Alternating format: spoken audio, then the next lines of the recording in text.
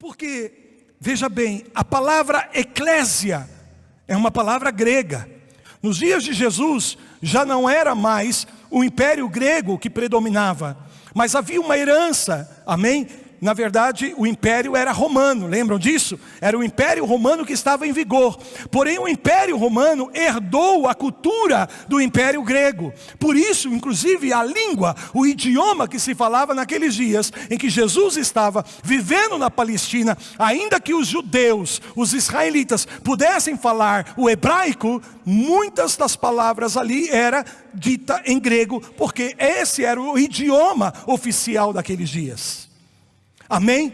E assim como o Império Romano herdou o idioma do Império Grego, trouxe consigo vários conceitos da cultura do Império Grego.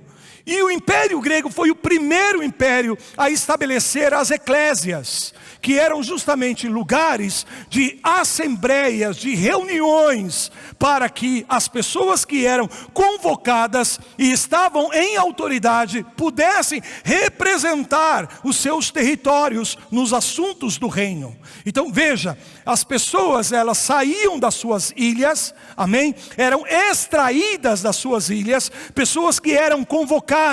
Olhem para mim por favor, pessoas que eram convidadas. Então elas saíam deste lugar e iam a uma congregação, iam a uma reunião para participar de uma assembleia. E nessa assembleia se tomava decisões com base aos interesses do império, do reino. Então cada território, cada ilha tinha um representante dentro do reino, que não só representava o seu território no conceito do reino, mas também trazia os assuntos do reino para dentro do seu território. Então era um delegado, era uma pessoa que recebia uma convocação, porém ele tinha que sair daquele lugar e ir a um lugar e estar em uma reunião debaixo de um convite. Essa pessoa tinha a autorização para tratar dos assuntos do reino. Então ela representava o seu território. Essa palavra era eclésia. Eclésia tem a ver com governo. Amém? A palavra eclésia não tem a ver com religião. A palavra eclésia tem a ver com governo, com autoridade. Por quê? Porque Jesus não veio inaugurar uma religião dos céus aqui na terra, mas ele veio restaurar o reino de Deus aqui na terra. Por isso em todo tempo você vai ver Jesus anunciando o reino de Deus, ensinando a respeito do reino de Deus e dizendo: é chegado a vós o reino dos céus, é chegado a vós o reino de Deus. Então agora Jesus está dizendo: eu vou edificar uma eclésia, e essa eclésia será composta por pessoas que serão extraídas de todas as nações, de todas as línguas, de todos os povos, de todas as raças. Receberão um convite para serem partícipes da minha convocação, para representar o reino de Deus nesses lugares, nesses territórios. Aleluias! Trazer a cultura do reino, trazer a realidade do reino, manifestar os princípios, a cultura, aleluia, o estilo de vida do reino, porque essas pessoas foram extraídas, removidas. É exatamente isso que significa a palavra eclésia. A palavra eclésia é uma junção de duas palavras, ek, que significa sair de, e literalmente essa palavra significa alguém que foi extraído, alguém que foi removido, alguém que foi retirado, aleluias.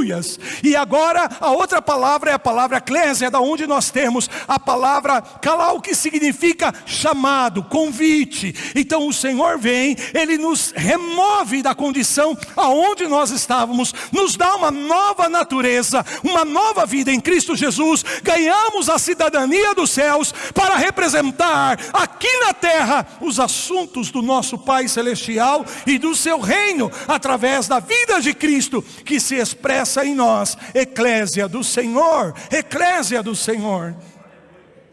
Fala assim comigo: eclésia. é a reunião daqueles que foram extraídos, removidos. Sabe, a palavra é justamente essa, arrancado. Assim como a prata é extraída da terra, das pedras, assim também eu e você fomos extraídos desse mundo, fomos extraídos desse sistema, por meio do sangue de Jesus, que foi derramado naquela cruz do Calvário. E agora, pelo poder do Espírito Santo, eu e você, convencidos dessa obra, nós somos transportados do império das trevas, e agora somos participantes do reino do Filho do seu amor, diz a palavra de Deus. Estávamos perdidos, agora estamos salvos. Estávamos sem pai, agora nós temos um pai. Estávamos órfãos, sem família, agora nós temos uma família espiritual. Não tínhamos identidade, agora recebemos uma nova identidade em Cristo Jesus, o Senhor.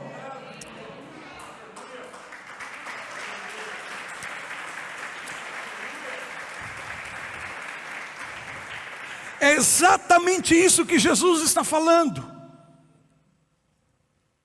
Pessoas de todas as nações, de todas as línguas,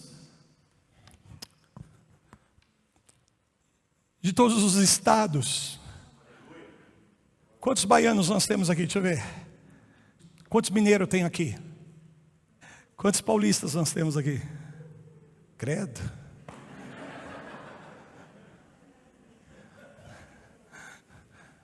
Quantos gaúchos nós temos aqui? Um gaúcho lá. Eite. Quantos paranaenses nós temos aqui? Tá bom.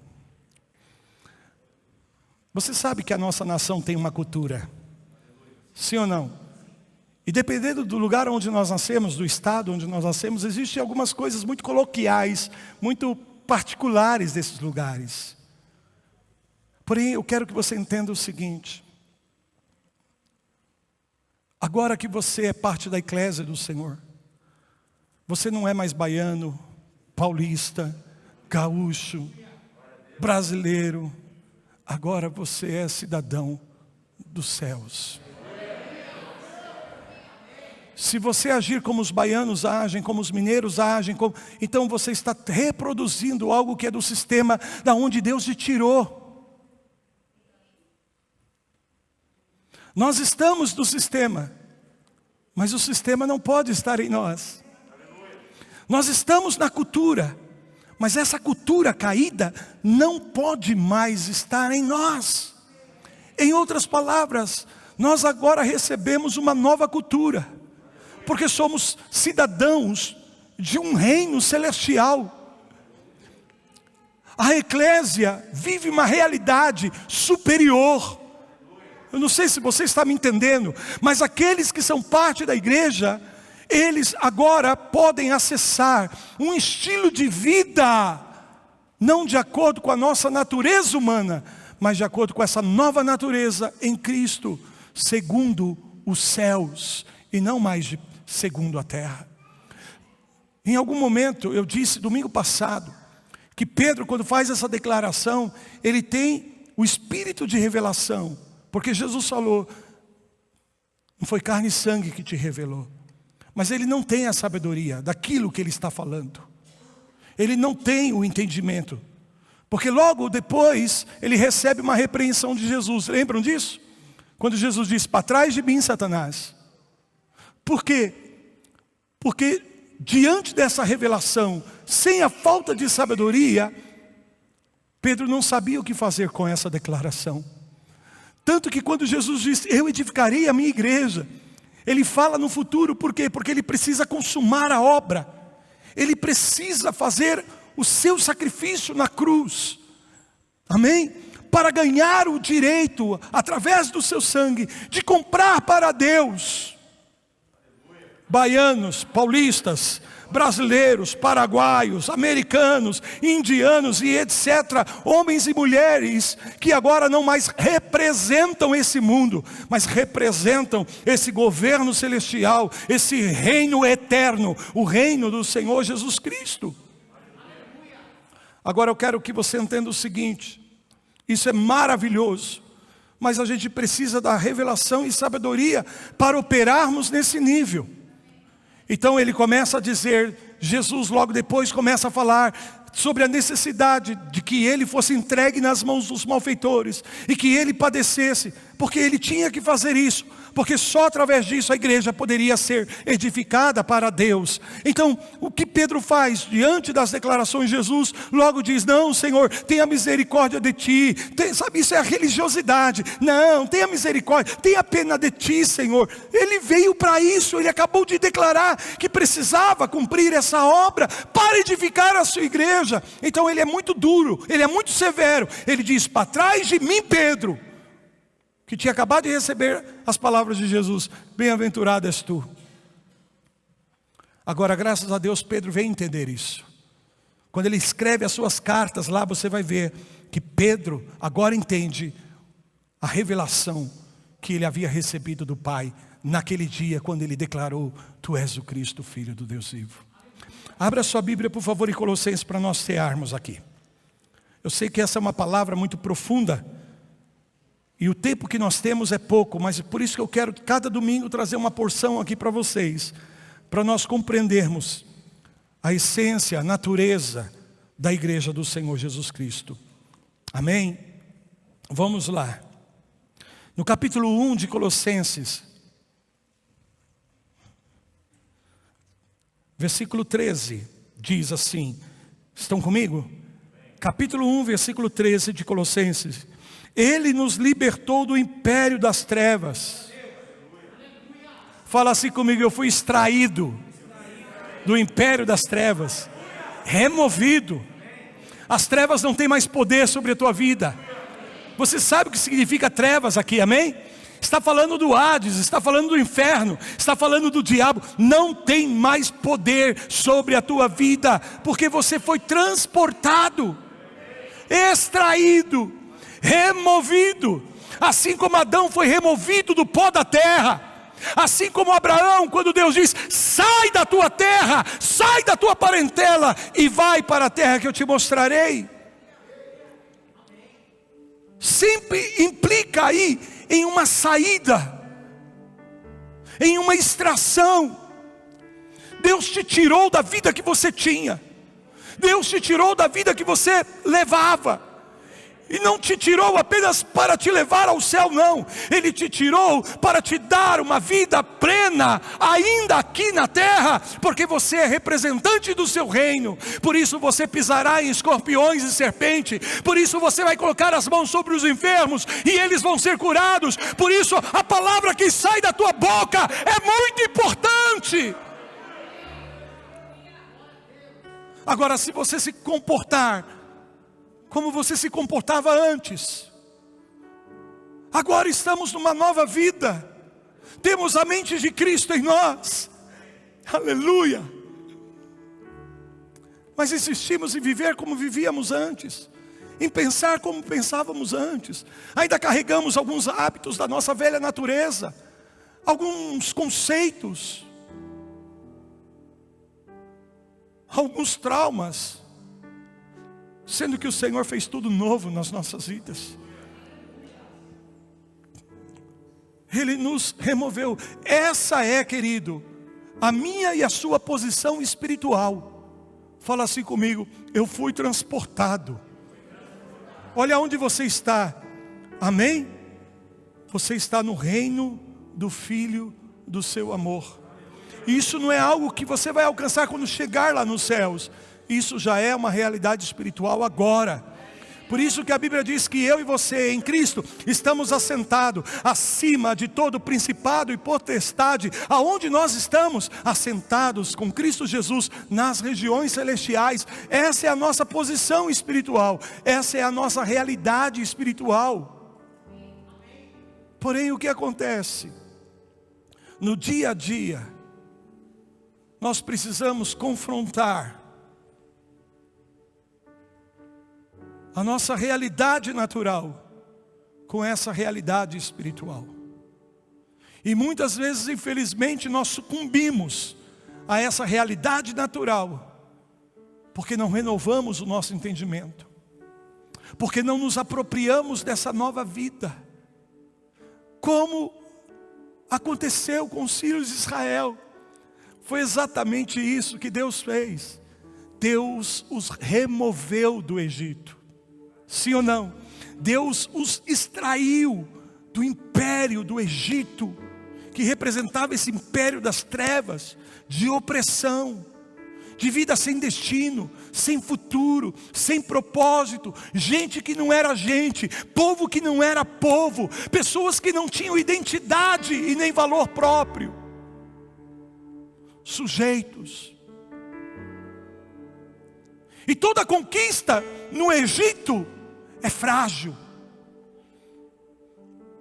Por isso que nós temos tantas pessoas que no reino do mundo conquistam tantas coisas e se sentem ainda vazias. Como pode pessoas que alcançaram o êxito e a fama aos olhos humanos e que têm dinheiro para comprar a comida que quiser, ir ao lugar que desejar, ter o que sonhar nesta terra, mas ainda são infelizes por dentro? Precisam de drogas, precisam de promiscuidade, precisam de fazer coisas que são loucuras, porque como é que pode uma pessoa que tem tanto, que conquistou tanto, viver dessa forma? Porque toda conquista no Egito não te dá verdadeiro valor. A conquista do Egito não te dá verdadeira identidade, mas a conquista do reino de Deus, oh aleluias, é diferente. Aliás, só conquistamos no reino porque agora já temos uma identidade, porque agora já temos um novo valor. E não precisamos de ter coisas para nos afirmarmos, de possuir coisas para nos sentirmos valorizados, aceitos, porque Ele nos aceitou. Porque é isso, eu e você vivemos no reino do Filho do seu amor. Lá fora é o medo, é a insegurança, mas no reino de Deus, aleluia, é o amor, é o amor, é o amor. Isso é tremendo. Nos transportou, nos removeu, nos extraiu.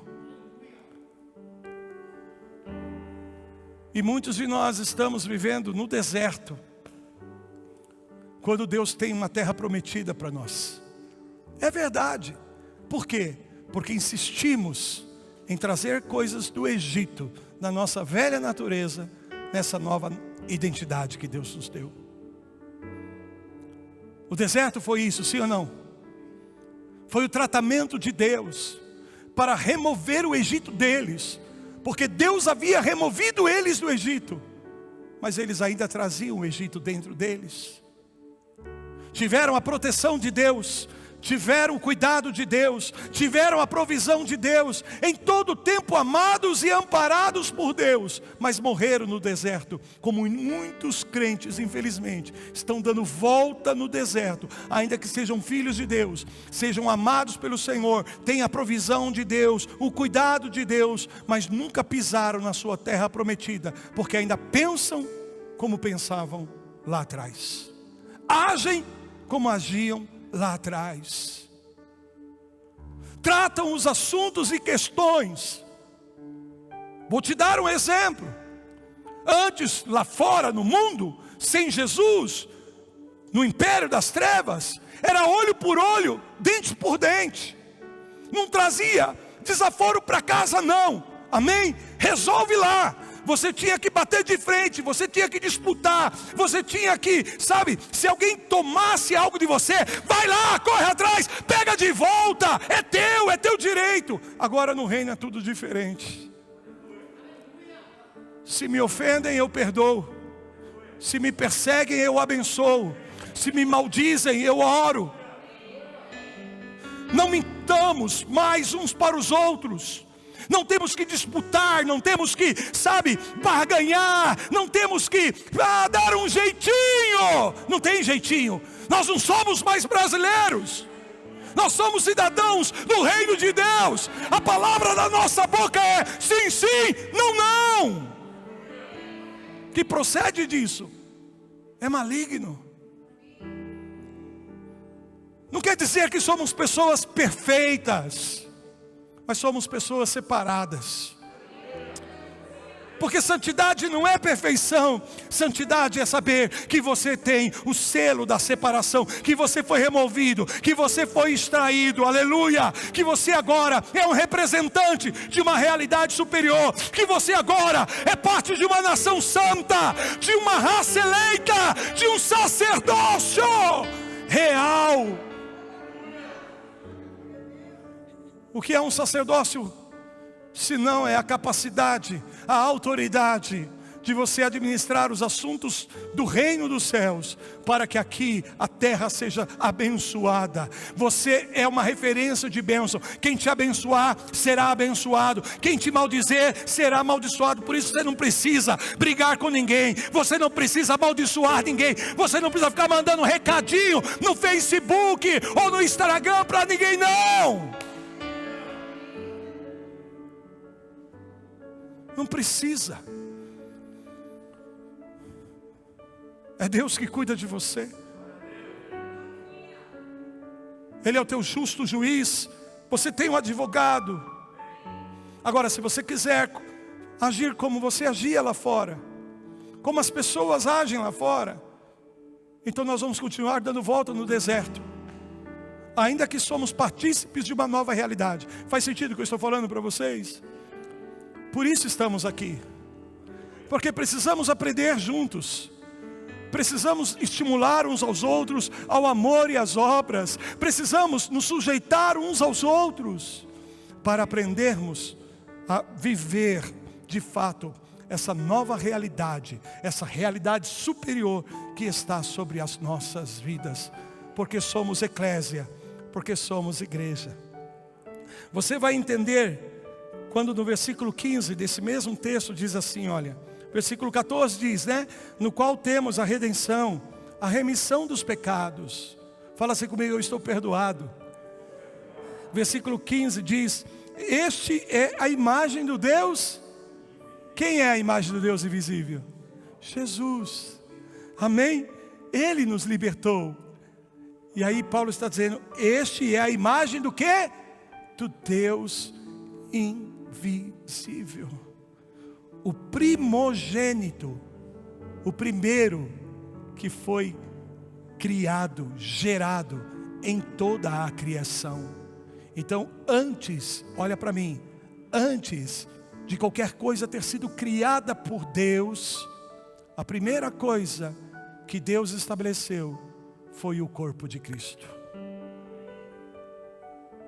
E a partir do corpo de Cristo é que todas as coisas são criadas, as invisíveis e as visíveis, as que estão nos céus e as que estão na terra, porque tudo é dele, tudo é para ele, e sem ele, nada do que foi feito se fez. A ele a glória, a honra, o louvor, eternamente. Esse é o Jesus que nós servimos.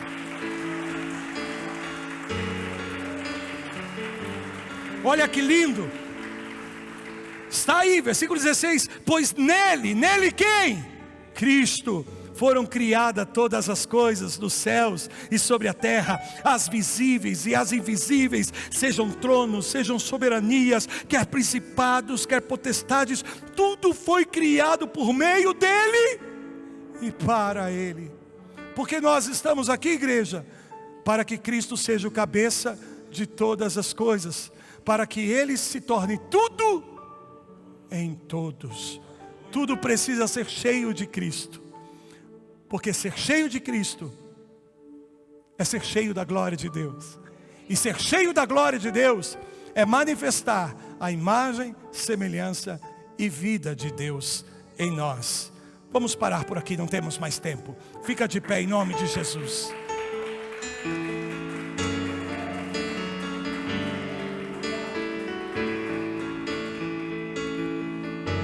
Ele é antes de todas as coisas. Os diáconos vão preparar aqui a ceia. Ele é antes de todas as coisas. Nele tudo subsiste. Por favor, não perca a tua atenção. Estou lendo a palavra. Olha o que diz no versículo 18. Ele é a cabeça do corpo, a igreja. Ele é o princípio, o primogênito de entre os mortos, para que em todas as coisas ter a primazia. Porque aprouve a Deus que nele, ou seja, no seu corpo, residisse toda a plenitude da divindade.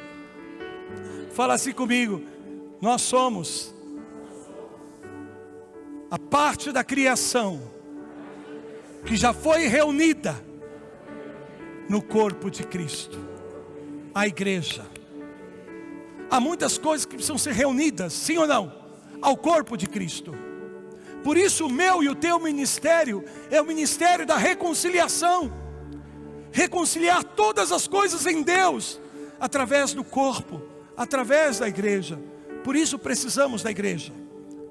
E não só a igreja eterna, porque a igreja eterna não pode expressar visivelmente a imagem e semelhança do Deus invisível. Entende? Precisamos da igreja local. Precisamos da igreja global, para que esse corpo corporativo possa trazer a expressão de Cristo, e a fim de que todas as coisas sejam reconciliadas. Os reinos do mundo serão do Senhor e do seu Cristo, e diz a palavra, e Ele reinará pelos séculos dos séculos. A educação não deixará de existir, porém ela voltará ao seu propósito original em Cristo. O governo nunca deixará de existir, mas o governo precisa ser redimido, restaurado ao seu propósito original, e isso só por meio de Cristo Jesus. Então a igreja cumpre um papel fundamental. É por isso que nós estamos aqui e não nos céus. Digam amém. Você já pensou? Parou para refletir um pouquinho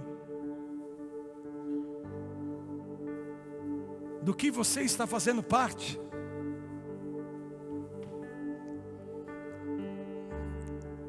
Se a gente entende o propósito da igreja, nós vamos valorizar o que nós estamos fazendo aqui. Nós não vamos deixar que coisas pequenas, banais, sem importância, interfiram naquilo que Deus está fazendo. Faz sentido o que eu estou falando? Mas o diabo nos ataca para a gente ficar preso às coisas que se veem. E tentamos definir a igreja com base nas nossas experiências pessoais. E aí vem os ataques, aí vem as armadilhas, aí surgem as ofensas, as preferências, as disputas, os ciúmes, os zelos e tantas outras coisas que nos dividem, que nos separam, que nos fragmentam, para que a gente não consiga expressar, refletir a imagem, semelhança e vida de Deus que está em nós. Mais de Cristo em nós, amém, gente? Cristo em nós é a esperança da glória.